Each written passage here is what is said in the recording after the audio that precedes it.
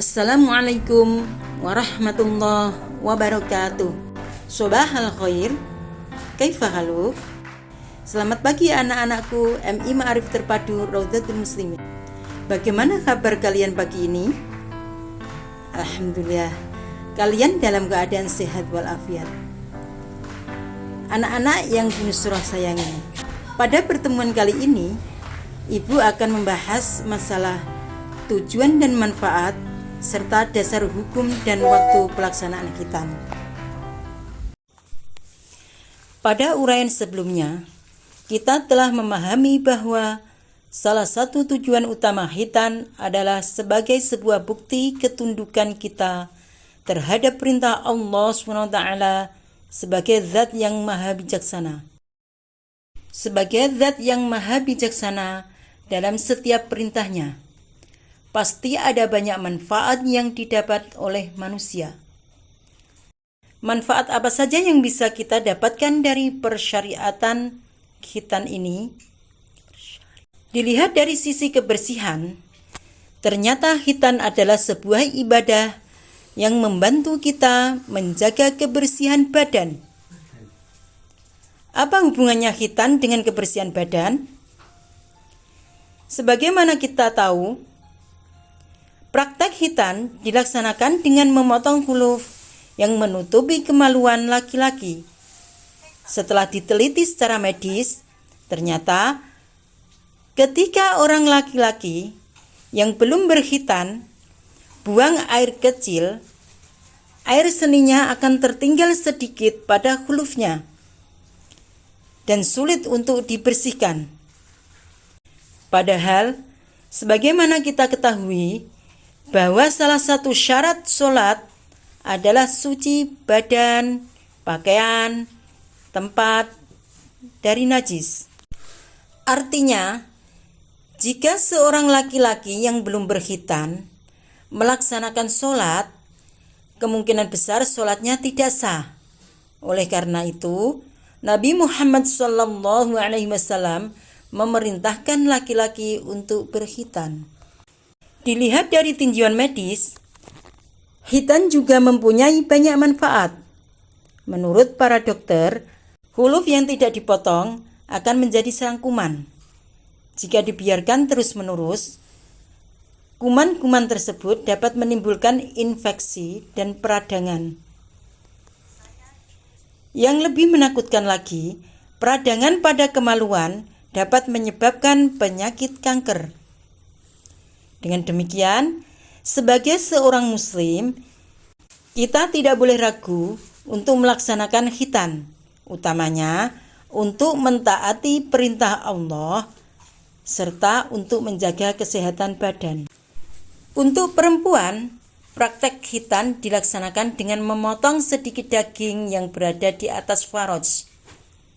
Bentuknya seperti jengger ayam jantan. Yang wajib dipotong adalah kulit bagian atasnya tanpa mencabutnya atau tanpa menghilangkan semuanya. Berbeda dengan laki-laki, tujuan khitan perempuan adalah untuk menjaga kemuliaan perempuan. Hukum khitan bagi laki-laki adalah wajib. Sementara itu, hukum khitan bagi perempuan masih diperselisihkan oleh para ulama. Sebagian ulama berpendapat bahwa khitan perempuan wajib, dan sebagian lagi berpendapat bahwa khitan perempuan hukumnya sunnah. Dalam sebuah hadis Rasulullah SAW bersabda, "Al-fitratu khamsun, al-khitanu wal istihdadu wa natful ibti wa qassus syaribi wa taqlimul adfari." Artinya, fitrah itu ada 5.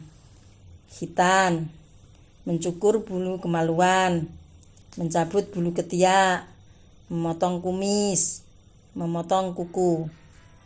Hadis riwayat Al-Bukhari.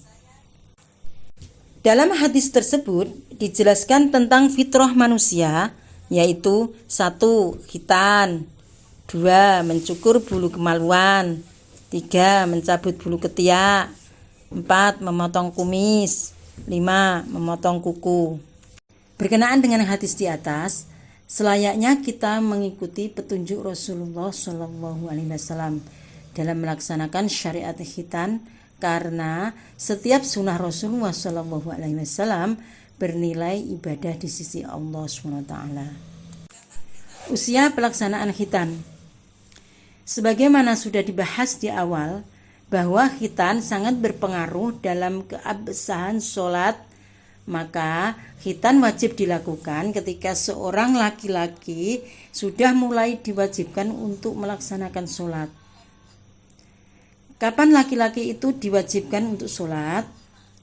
Jawabnya yaitu ketika anak laki-laki sudah mulai balik.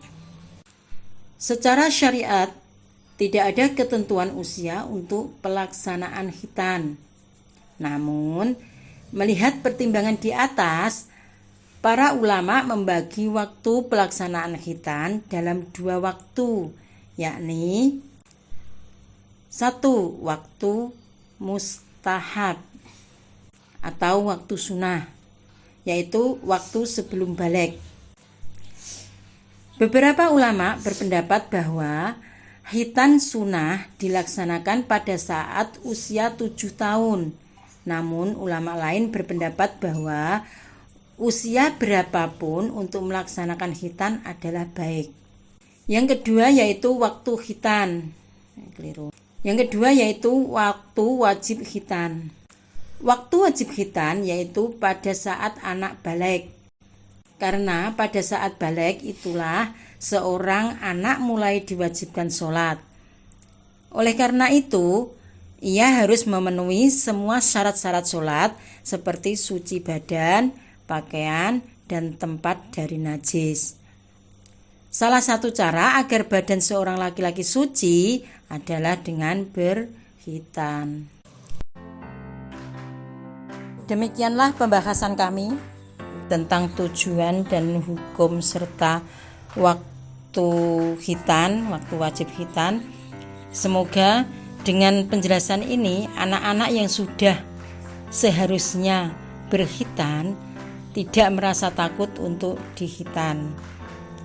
Untuk menambah wawasan atau untuk mengetahui apakah anak-anak sudah paham akan materi yang ibu sampaikan, maka ibu akan memberikan tugas kepada kalian untuk mendiskusikan masalah yang muncul dengan adanya batas umur khitan, yaitu ada sebuah kasus. Roni adalah anak yang berusia 13 tahun. Pada usia 12 tahun, dia sudah mengalami mimpi basah. Berarti sudah memasuki masa balik. Namun, sampai saat ini ia tidak mau berkhitan karena ia takut. Bagaimana pendapatmu tentang sikap Roni? Dan bagaimana pengaruh sikap Roni yang tidak mau berkhitan terhadap ibadahnya sehari-hari? Berilah saran kepada Roni tentang bagaimana ia harus bersikap. Nah, itu adalah bahan diskusi untuk anak-anak. Setelah mendengarkan penjelasan dari Bu Guru, semoga anak-anak dapat memahami apa yang telah disampaikan Bu Guru. Tetap semangat anak-anak. Akhirnya, wallahu muwaffiq ila aqwamit thoriq. Wassalamualaikum warahmatullahi wabarakatuh.